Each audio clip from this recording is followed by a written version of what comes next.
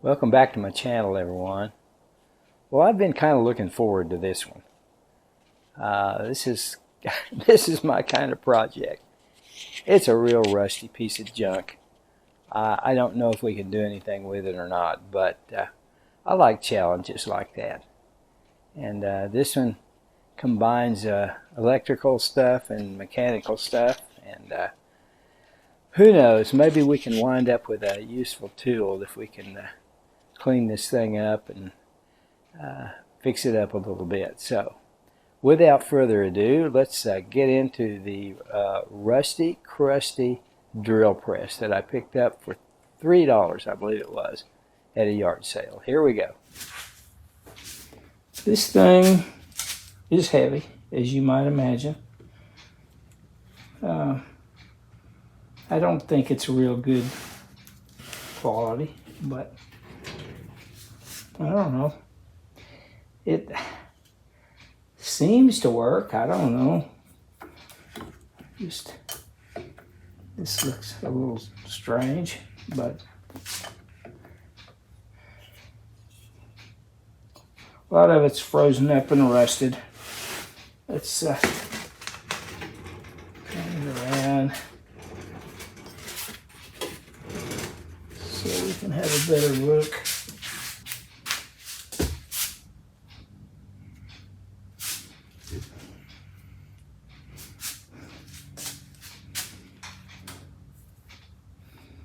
It looks like somebody has fabricated a motor mount out of plywood here.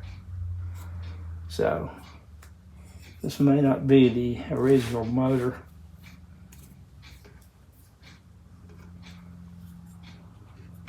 It turns. Let's see, what does that say? Model number. Model number 103-21720. I don't know. I have to do a little investigation. See if we can figure out its lineage. Don't see any markings on the motor. I think somebody's added this motor later. I mean, that's obviously not the right mount. So I think I have myself here a $3 piece of junk. But it'll be fun to try to figure out what's going on. So let's see. The guy told me that the motor, he thought it worked, but it needs a starting capacitor, and you have to use a rope to start it with. And this looks very, very sketchy right here. But what the heck? Let's see if we can get it to roll. Let me get set up here. Guys, this is pretty sketchy. I would not recommend anybody do this, but let's give it a shot and see what happens.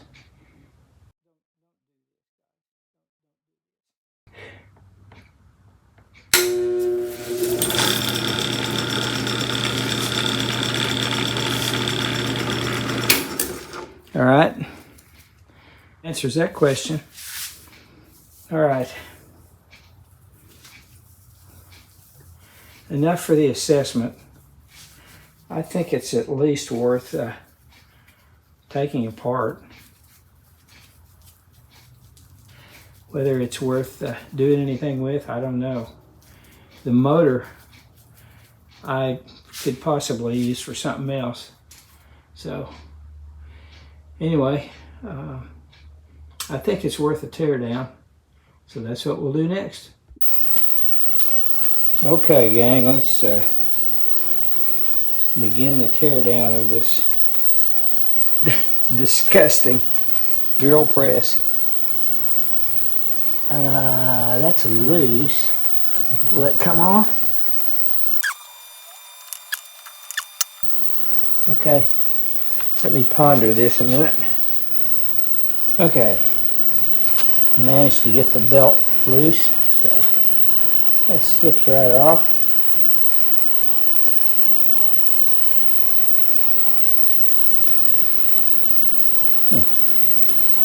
Okay, well that's a start, I guess. Off comes the belt. Now, most of the weight on this thing consists of the motor. So, I think we should get the motor off of here. Let me see if I can figure out how to do that. If I was 25 years younger, I might get down on my knees, but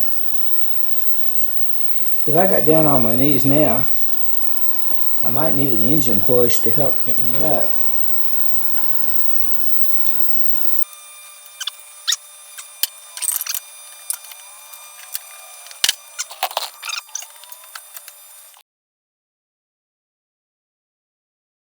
I took the end covers off this motor, and I have determined that this motor does not need or use a starting capacitor. It's the type of motor that uses a centrifugal switch. It cuts in some coils to get it started, and see this spring deal here, and there's some weights here, and once it starts spinning, these weights will cause this contact over here to disconnect, and it'll be running on its own then. But anyway, that's not a very good explanation, but it's a centrifugal switch. So I've been trying to clean that thing up as best I can, and I'm going to do a little more cleaning on it, and then we'll put it back together and see if we can make it work. Some of the wires were bare, and I used some of that liquid electrical tape on them to clean, to put some insulation back on them. So I've done that before. It seems to work pretty good. So okay, let me do a little bit more cleaning, and then we'll hook it up and see if it works. I want to give you guys a motor update.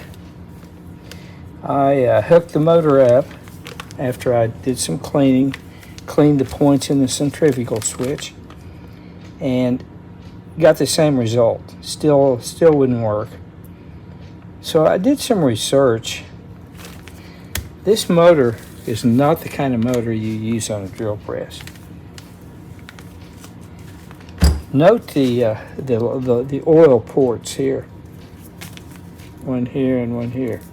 This motor is meant to be mounted horizontally like this. And the motor has bushings. It doesn't have bearings. And I looked at the bushings on this end. This would be the bottom end, like this. Sits like this. This causes a couple of problems with this type of mounting. One of them is that it presses down on the centrifugal switch mechanism, which is spring-loaded, and over time wears it out. Another problem is it causes premature and bad wear on the bottom bearing, because when it's horizontal, both bearings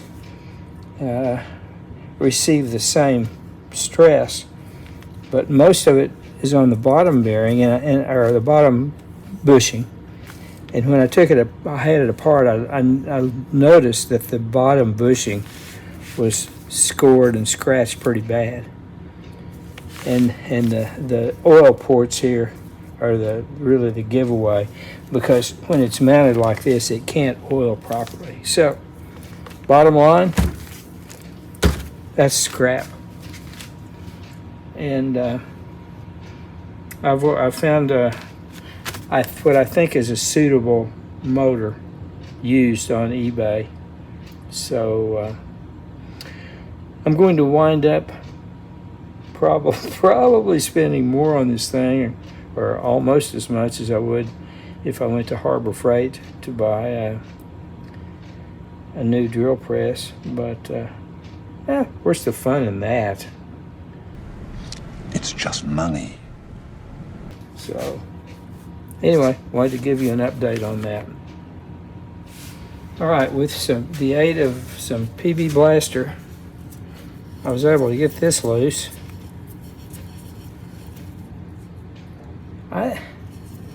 I don't know if that's bent on purpose, or you know what? I don't know how that's constructed. We'll have to examine that when we get it out. But anyway, that comes out. So yeah, this thing will move. And with some PB Blaster and a little effort, I got this out. So now we should be able to work these things loose, hopefully, and then maybe concentrate on this part of it, this part. So let me come back when I figure out how to proceed. Okay, with the assistance of a BFH and some elbow grease, I gave these pieces right here a ball peen massage and managed to get them off this post here. It was a chore. They were stuck on there pretty good. Liberal use of PB Blaster. I managed to get the chuck, the assembly that raises and lowers the chuck out of this area here. This is I guess what you'd call the casing part of it. And now I'm trying to get this off of this post, and it doesn't want to come. So I'm gonna soak it with PB Blaster for a while.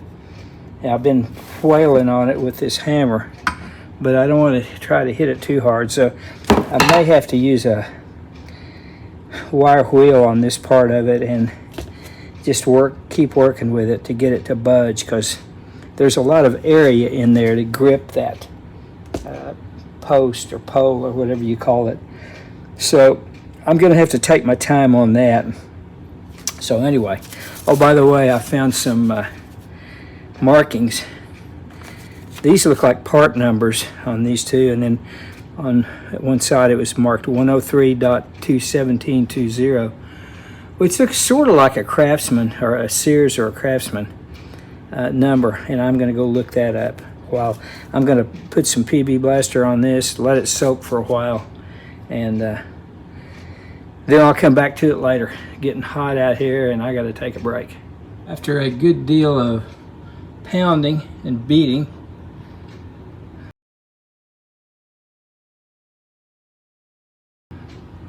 I got this thing out. Man, it was in there solid. I used quite a bit of PB Blaster and heat. I had to use some heat to get it loose, but finally I beat on it for a while, and I got it out of there without any damage, I think. I have investigated this thing a little bit, and it's really a neater old drill press than I had thought. From what I can tell, this thing was made in the late 40s. It's a Craftsman, and it has a kind of an interesting drive setup.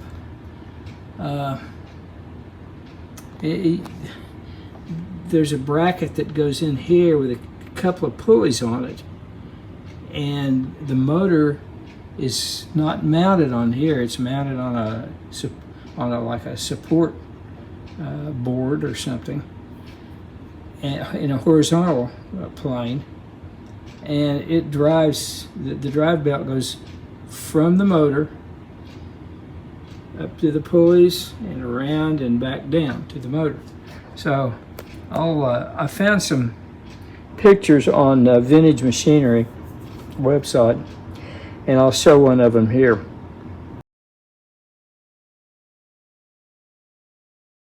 So anyway, I'm thinking about really doing a number on this thing, and maybe I'm missing the bracket and the pulleys. Everything else seems to be here.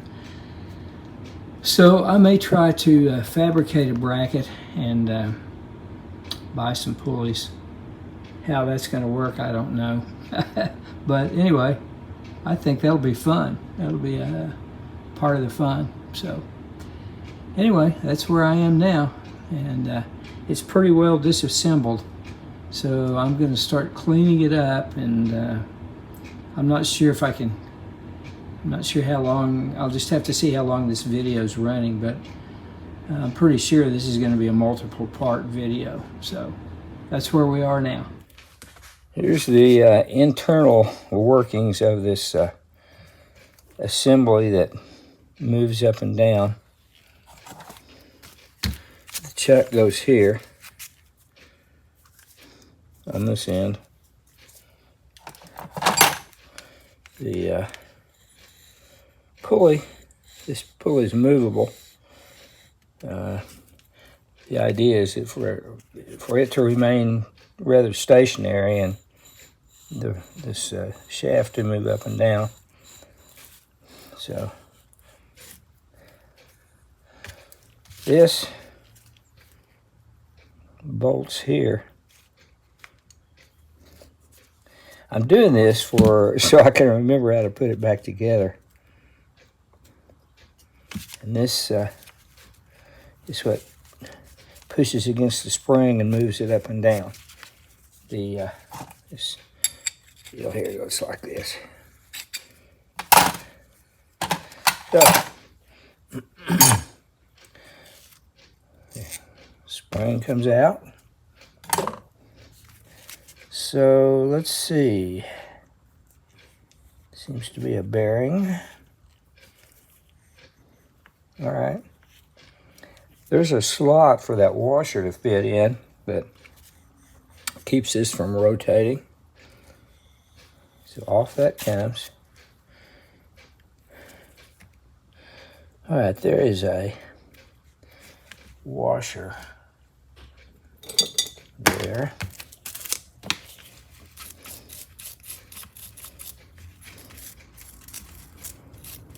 So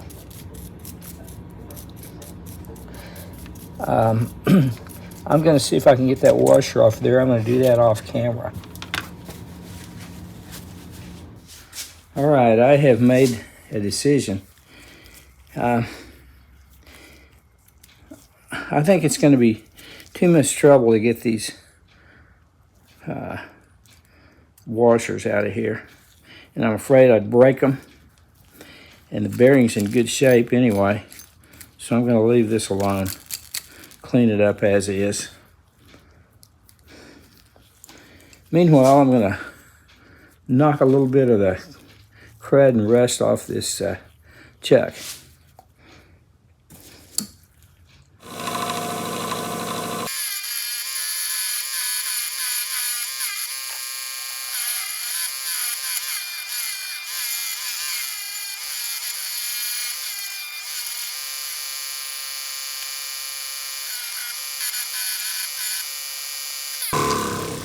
All right, that's good enough for now. It's not going to be the finished product, but this is all just a preliminary cleaning anyway. Here are some of the smaller parts after some preliminary cleaning, and wire brush some of them.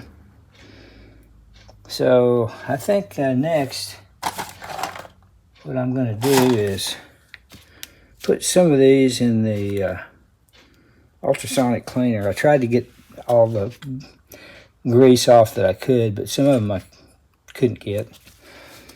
So the ones that I can, I'm going to put in my little ultrasonic cleaner, give them a good bath, and then after that we'll see where we are. I imagine at that point it'll be time for some more wire brushing, or maybe go to the fiber wheel or the conditioning belts on some of them. The big stuff, I'll wait till later.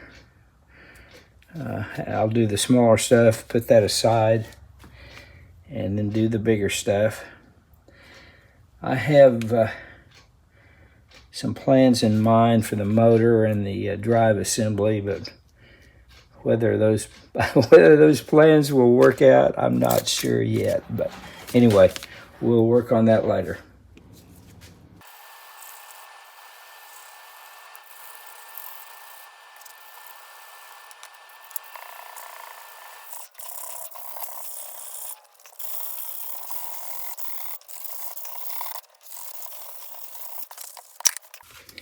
Looks like somebody missed the mark right about on here. So, also here. Maybe I'll leave those, or maybe I will figure out a way to fill them.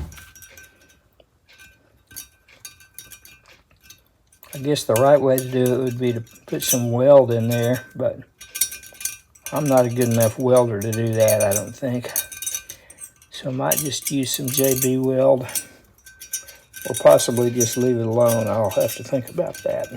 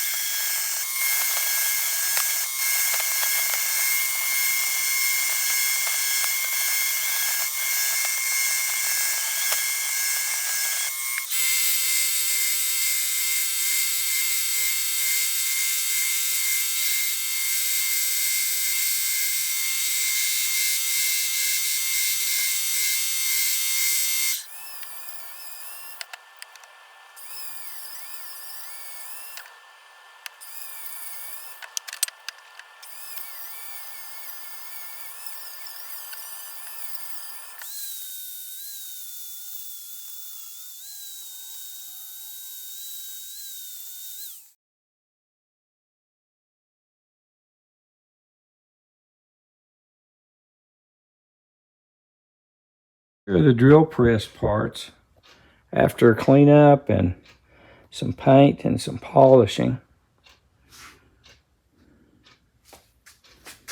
I think they're looking pretty good. Now, it's going to become obvious that I have taken a fair amount of liberties with this thing.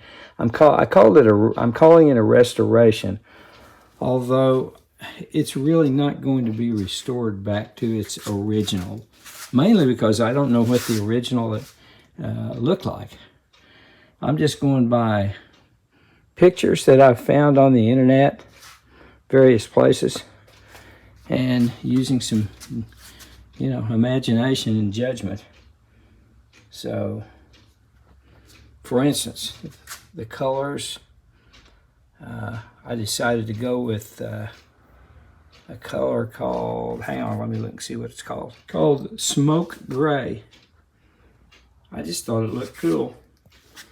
So, the Craftsman logo, I just happened to have some of these stickers lying around, so I stuck one of those on there. I think maybe at one time this model did have a Craftsman logo there, but maybe not, who knows. Let's see, what else? These pulleys here are going to be part of the drive train, the drive system, which we will get into in another video. So, let's see.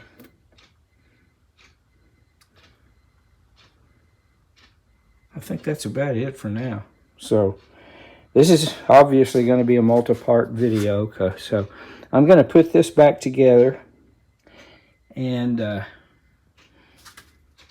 we'll get into the drive drain and the mounting and the motor in a subsequent video.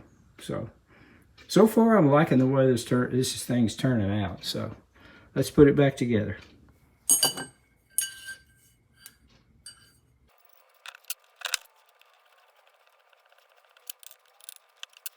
I filled in some of these holes with some JB Weld. Still doesn't look great, but it looks a little better, I think.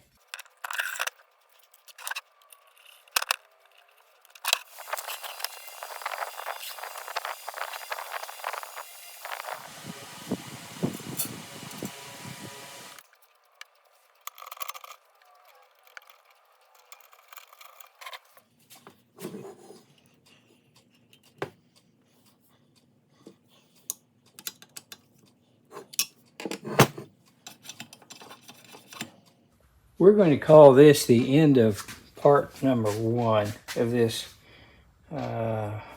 quote-unquote restoration. I think it's looking pretty good. I mean, it's got some flaws, obviously, but it sure looks better than when I got it.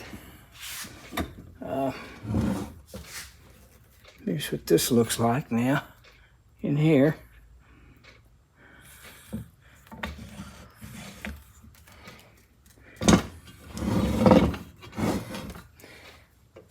I don't like this screw here. I don't like the way that looks. So I'm going to see if I can make a better one. Like a little knob or something. Which is, I think that's what the way it was originally. So, but anyway, this part of it seems to work pretty well.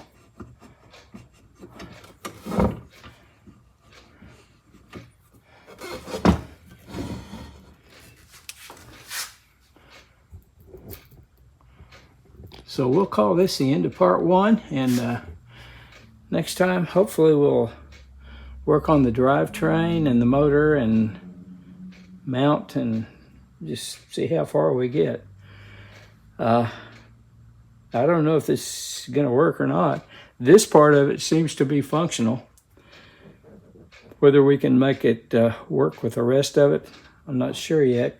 I'm going to have to fabricate a part to go back here, so we'll see how that goes in the future. So I hope you stuck with me this far, and we'll hopefully take it up in part number 2.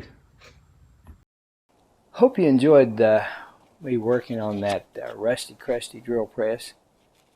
I have a feeling this is going to wind up being a multi-part video, so we'll call this the end of part 1. So I think I really like projects like this, and it's going to be a challenge. But anyway, I hope you enjoyed following the process along, and stay tuned for another installment, I guess you could say. So thanks a lot for watching. See you next time. Bye.